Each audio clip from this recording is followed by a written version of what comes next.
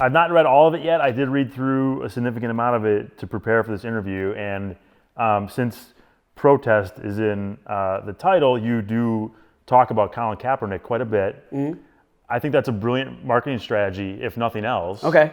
Because people who support Kaepernick are going to buy the book to read it, right. and people who hate on Kaepernick are going to buy the book to burn it. Well, was that? Did you think like now everyone's going to buy the book because of this? Well, no, I didn't think that way. I thought that my approach to the book was looking at topical subject matters and finding a way that if I was going to do columns on them, how can I flush those columns into chapters? Right. So it wasn't about like the polarization of Colin Kaepernick. I said, who's relevant right now that's worthy of doing a chapter that I can research and do something and say something comprehensive that hasn't been said. And in the moment, it was Colin, LeBron James, and LeVar Ball. Mm-hmm. You know what I'm saying? So it's like, so I wasn't looking at the fact that, all right, people are going to hate this book and hate that they see that Colin Kaepernick's in it and burn the book.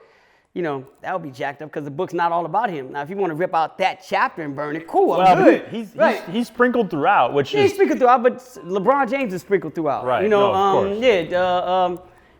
Serena Williams is sprinkled throughout the book. So I'm like, if they're gonna nitpick because they hate his name that much and what he represents, fine. I mean, Donald Trump's name is sprinkled throughout the book.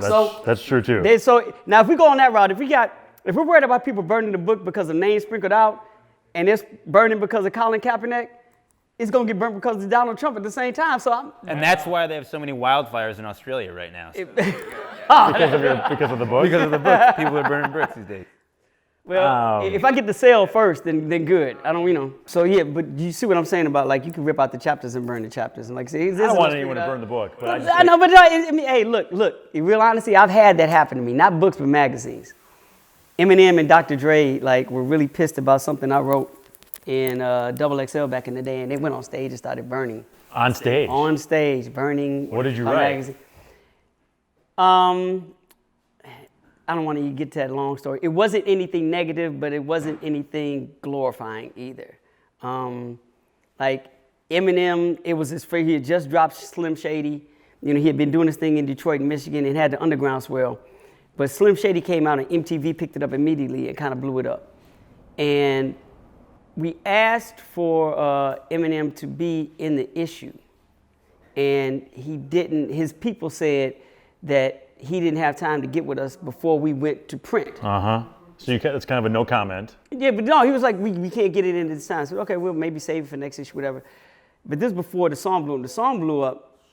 They were like, hey, we'd love to get him in the magazine, and can he get the cover? We're like, no, the magazine's already, we're looking at the blue lines now, it's already gone. So they were pissed. Right. They're like, all right, you all should stop the world. And like, no, we can't put a whole magazine on hold. And this is dealing with XXL. You can't put a whole magazine on hold just because, he's the hot shit, maybe next issue, whatever. And we were only coming out 5 times a year, so it would be a couple months before it happened. Right. So they didn't want to strike while the iron was hot. And when we didn't do it, and they got pissed, the publisher was like, you know what? Fuck them. I'm holding up the book. We're going to write a story about his ass in the book. So we did a story basically saying that he is ridiculously dope, but his popularity, the reason he got MTV, the reason he's getting out is because he's white. Oh. Yeah. All right. And we started naming all these other artists that came out, black MCs that were just as dope as he was coming out and didn't get any of this shit. Right. So then they lit the magazine on fire. Oh yeah, they read that shit and they were pissed. They're like, Thankfully that was like before Twitter and stuff, because otherwise people would have been blowing you up. Maybe, probably so. It's cool. It would have been a thing. But my thing about situations like that, and the same thing you said about the book, is that if you're consistent in what you do, then you can override any of that shit. So if the magazine is good, if we do good work, that would just be a moment. Mm-hmm. It may be a trending moment. It may be a reoccurring trending moment. Who knows? It may be something that's like stigmatized with the magazine, but it shouldn't be strong enough to shut you down. Right. Or make people not deal with the product that you put out there. The If your product overall is good, there it is. And same thing, people don't like the Colin Kaepernick chapter in there, cool. The rest of the book, they're like, okay, I'm good with that. That's fair. Yeah. Have you crossed paths with Dr. Dre and Eminem at all? No, not since then, not at all. Not at all. Nor have I. You and I have that in common You're good. then. Yeah. You're good.